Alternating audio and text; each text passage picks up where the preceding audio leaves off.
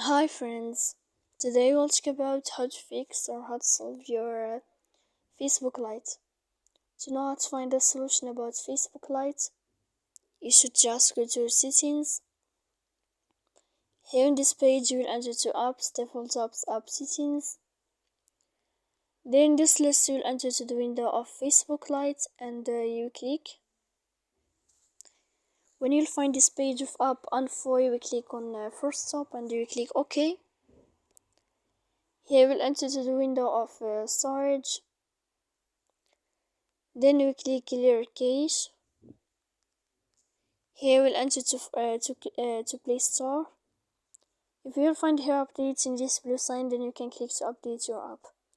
So please don't forget to support us by like and subscribe. See you next time in another video, and thank you for your attention.